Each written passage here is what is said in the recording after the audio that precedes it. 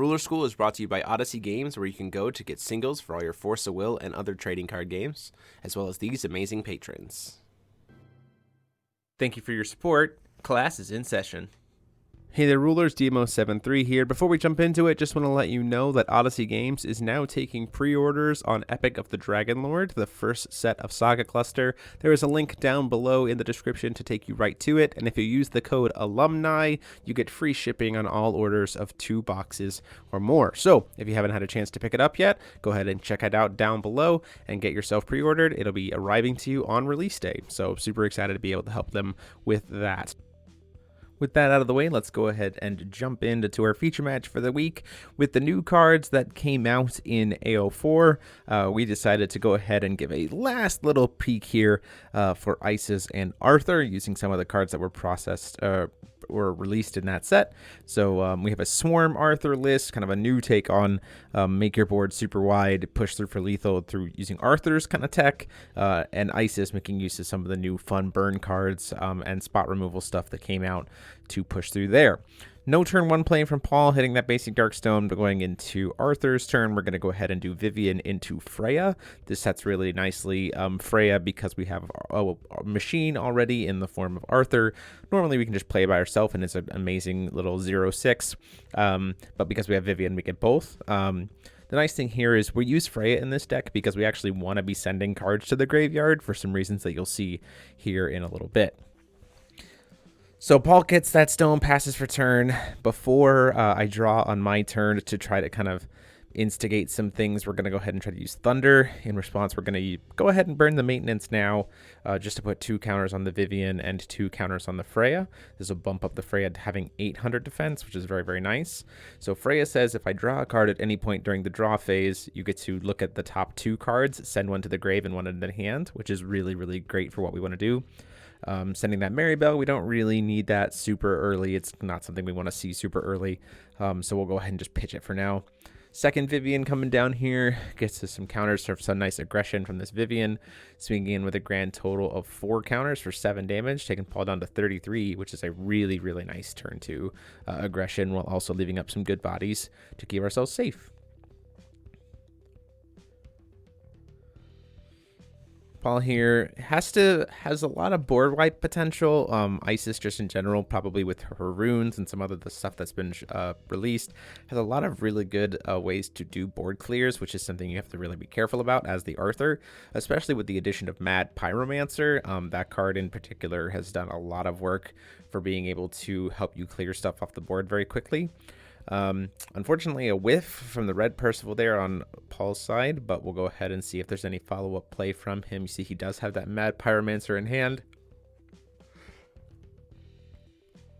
because Mad Pyromancer doesn't care how much damage you've taken, just that you've taken damage. So things like Sandstorm, Magic Arrow, anything else like that, really, really good. You see we're going to go ahead and try to use Mad Pyromancer, even just to hit that Vivian right now before it gets too much of a bigger threat, to try to keep himself safe. We say, you know what, that's fine. We can save our other cards for later. We're still going to be swinging at you with the other Vivian and make a lot more machines. And Freya will get to send another card to our graveyard.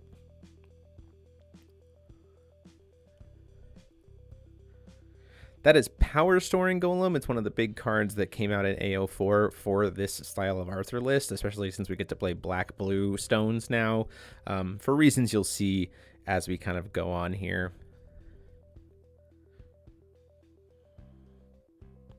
So a March of the Dead to bring out the Magic Storing Golem. This essentially is pay 1 black, ramp 1 blue, 1 green, while also putting a machine on the board for Vivian, which is amazing. And then we're going to go ahead and pass the turn there, primarily because we have 2 will available to set ourselves up for a rune that we're running in the rune deck as a backup strat, to keep ourselves safe if we need to.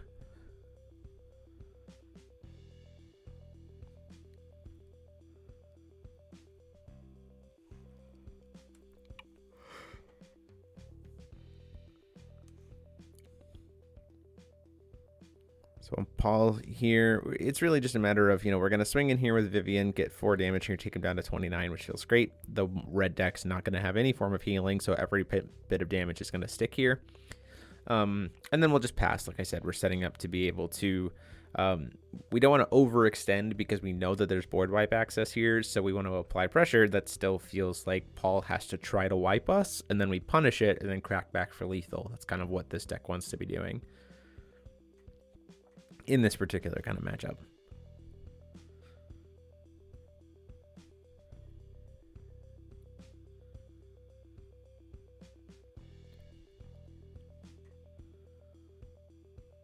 So something like, some of the other options you could do is like Sandstorm, ping everything on the board for 200, Flash in Mad Pyromancer. You could do, Magic Arrow to shoot things multiple times. We get this Lancelot coming down here, and then we're going to go right into a Sand Awakening with it. So this will pump up the Lancelot to give him 1,000 attack, and up to 800 defense, or an additional 800 defense. So he'll be a 10-14. And the main reason we're doing this is because we want to turn on Lancelot's swing ping effect. So we'll swing at the Vivian and then shoot the Freya for 1,000 damage. Or sorry, not 1,000. It's like enough to kill it. I believe it's 800.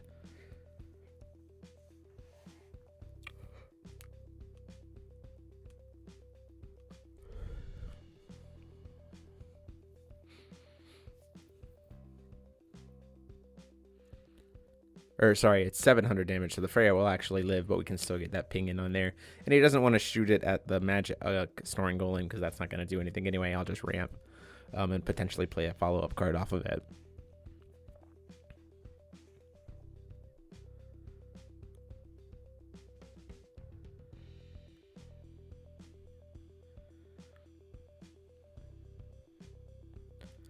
Paul deciding to try to go ahead and follow up with that Thunder to kill the Freya before we go into my turn. Try to get it off the field.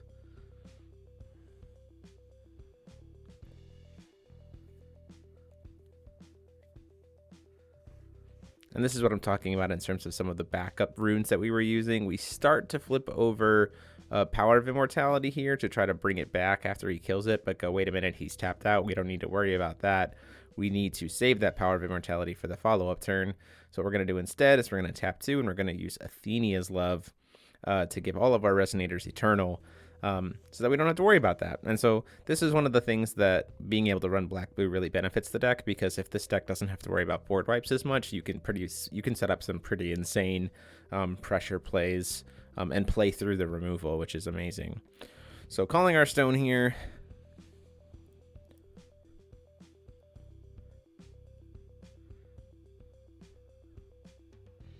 We do Power of Immortality on the Magic Storing Golem. Attempt to swing in for 10. Paul starts to go take the attack, and then goes, wait a minute, I didn't need to do that. I can at least commit to the block. You'll see us kind of walk through that here in just a second. He's like, wait a minute, I can just at least block with the Mad Pyromancer to not take 10 damage. And then in response to the block, we'll just sack the Magic Storing Golem anyway. So then we produce blue-green, then Power of Immortality triggers, we come back, we produce another 2, comes back into play tapped, so now we can sack him for another 2 green. So essentially we paid 1 black to produce 4, which is really, really good. We can use, in the sequencing here, we use,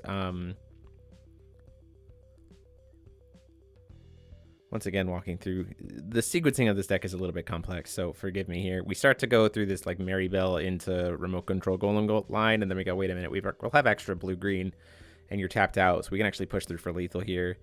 We're going to go ahead and use the blue-green and 1.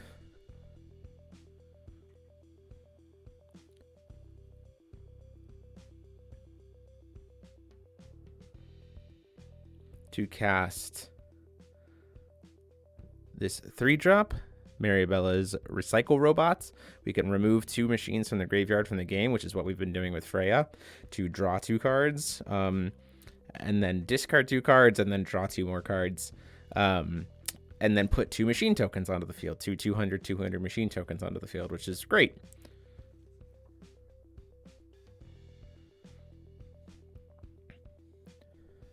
Yes, they're skeletons. They're actually 200s. And then you see we have a determination of the Machine Lord in hand. So we can cast this remote control beast because we have 5. At this point in time, we have 6 machines on field, so he's free to cast. and then we can banish Remote Control Golem to cast, or this Magic Storing Golem to produce blue and green, which gives us the will to be able to cast this Awakening of or Determination of the Machine Lord, which gives all of our machines +2/+2 and swiftness until end of turn. So I'm just doing the math here. Determination of the Machine Lord will give all of them a big enough pump that we just push right through for lethal. I can even play this Freya, and then because he's tapped out, so that's 10, 20, 24, 28, 32, 34 damage total, all in one turn. So that pushes through that, and then we'll move into game 2.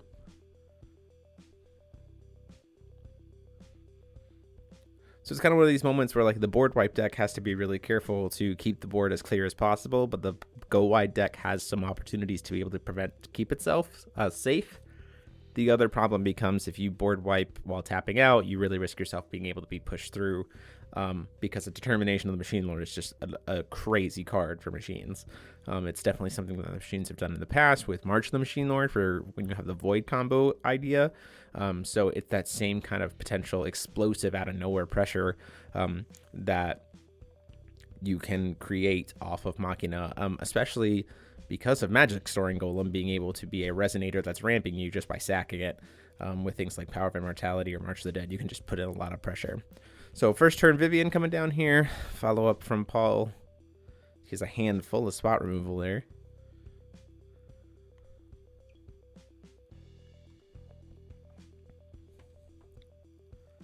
Plays Sylvia's Burning Awakening, or Burning Flame, to shoot Vivian off the board. A wonderful card, 800 damage to a J-Res for red. A single red is a lot, so it's pretty much the most efficient like one-drop instant speed spot removal for red for what this deck wants to be doing, especially since it could also be turned around to turn into free damage with giving us +8/+8. Pierce First Strike does a lot of work that way too. During the upkeep, we're going to go ahead and use this Maribella to go search for a Maribel type 0. This is primarily to potentially help us ramp. You know, we can do it now. It can serve as a body later. This also is nice for deck thinning to do during the upkeep. You see, we are actually going to just go ahead and cast a second Maribella from the hand. So this gets us any machine we want, which is really, really nice because we can go grab Freya to once again set up that board state like we talked about before.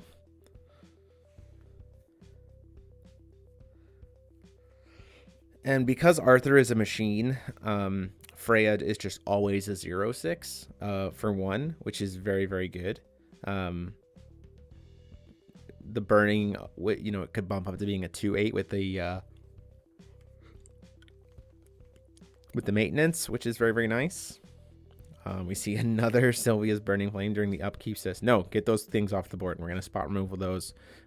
Make your board state as clear as possible while we have instant speed stuff for later. So you see that we have the Awakening of the Flame King, also an amazing card to combo off of with Mad Pyromancer, because it hits everything for 4 at instant speed, and then you flash in Pyromancer and he kills them all.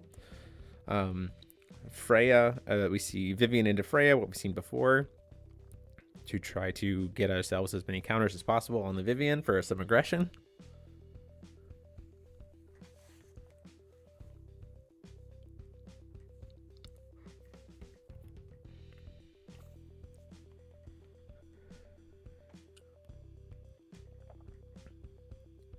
A third Sylvia's Burning Flame here after the pass turn to try to kill the Freya. So this is really, really nice because even if I was to use maintenance here, it would still kill it because it would just go up to being a 2/8.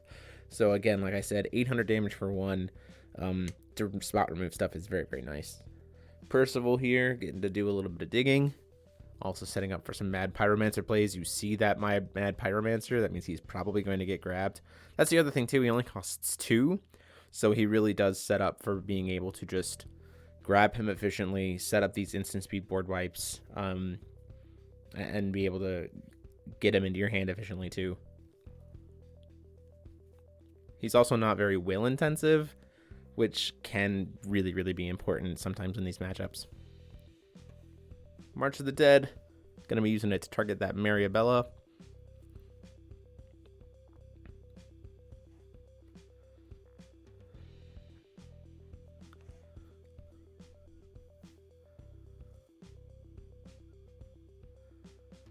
To grab our magic storing golem.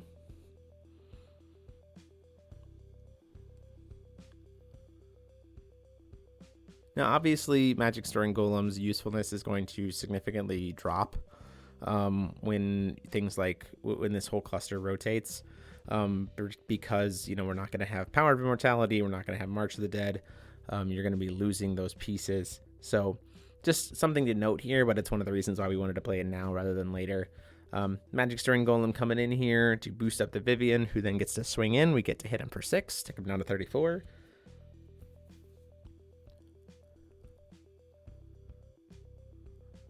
And this is what I'm talking about with that Awakening of the Flame King.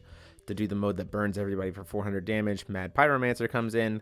Thankfully, we had the Erendite to be able to stop his enter effect, so that we aren't going to lose our creatures here. He could use this Percival to try to pop the Mariabella, but it doesn't seem very effective, especially since he knows I still have maintenance available. It could be a way, since he knows he has another Awakening of the Flame King in hand and another Mad Pyromancer, to make me waste the maintenance, but it's a little bit of a toss-up of why do you want to do that right now versus later. And then we do have Guinevere here to come down to help fill his hand as well. The other thing to note is that Paul is also playing Power of Immortality in his rune deck, which works really, really well with Mad Pyromancer. Tries to do a little bit of a proactive Awakening of the Flame King here. I'm not sure I agree with doing that play here, but he does have one will available still, so he could still do the Power of Immortality, use it to sack Guinevere, since he did that Mad Pyromancer during my turn, because this damage is still present. And now that he's seen that second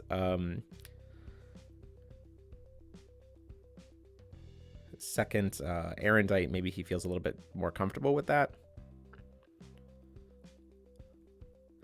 Down comes a Lancelot. We're going to attempt to trigger there. Give those +1/+1 counters. This would be a moment where I think using that Power of Immortality might be the best call. Instead, we're going to try to use Bloody Break to kill the Lancelot. There's some definite reason here for doing it versus the Power of Immortality play, because if he tries to play Power of Immortality on one of the Mad Pyromancers, we have 3 counters from the Vivian to be able to kill it, so he'll lose that. And then, the Lancelot then gets to put more counters back on us. To try to dig for a potential answer, we're going to go ahead and use Mariabella's Work, which we can cast for free because we're at 5 machines, to try to get something. And we do have an Optical Camouflage to pay 1 and put that Lancelot back in our hand to use later, at which point his enter effect will resolve. We'll get a counter on everybody, and then we can push through some aggression that way. Overall, a good little interaction to keep our guys safe, and a good workaround from Paul to make sure that he can set up to punish us later with that Power of Immortality from Rune Deck potentially. Swinging in for 8 here with Vivian, which is a lot of damage. Swinging in for another 8 with the Golem. Blocks by a Mad Pyromancer. Then we'll shoot it with a Percival here during the end phase, at which point in time we're going to go ahead and use the maintenance now, so that we can pump him up and the Vivian up to keep him alive from that 200 damage.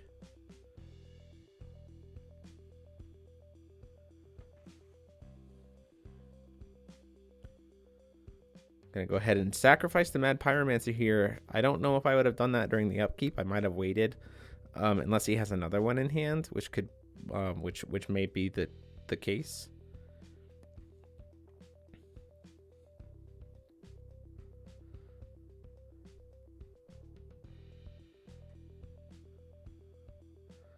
Also does have a March of the Dead, which is nice to be able to. That can also grab a Mad Pyromancer because he is a 2-drop, like we said before.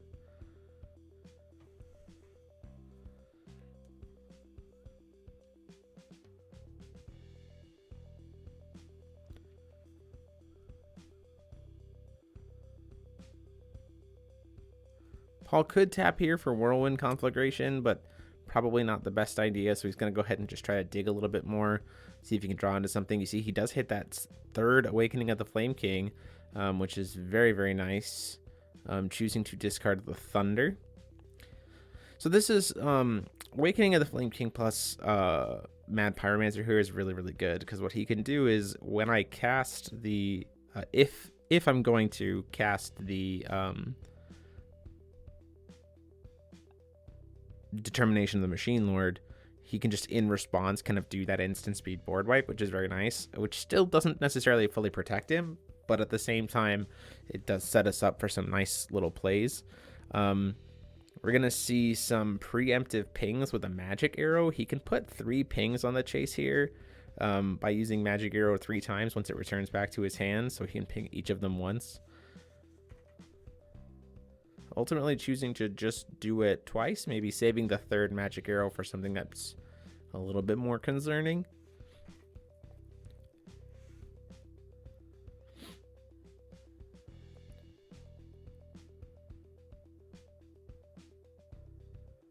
Instead, just choosing to use the Mad Pyromancer straight by himself to try to hit the Maribella and the Vivian, which I think is an interesting decision here. I probably would have waited,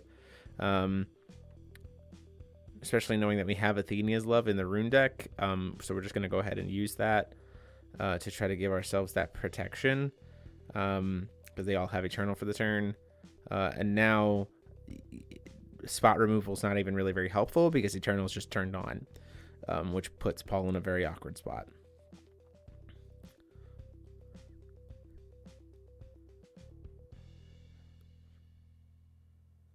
So we're going to swing in first with the Golem, which is not the correct order here. We should swing in first with Vivian to maximize the counter value. In response to declaring of attack, we're going to go ahead and tap down his Pyromancer using Vivian, and then in response to then move to declare blocks, seeing if Paul has something there. He says he doesn't, so in response to no blocks, that's when we're going to go ahead and use the Power of Immortality to pump it up, so it's 9-13 damage coming in here. Takes him down to 13.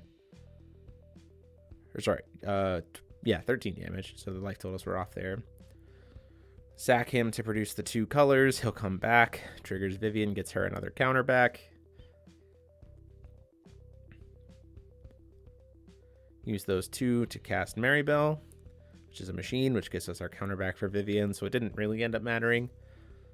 We just need machines to enter. We'll banish, produce another blue-green, cast the Termination of the Machine Lord. In response to the cast, we will remove a Maribella from the graveyard to give a soul counter to Maribel, and then be able to animate her.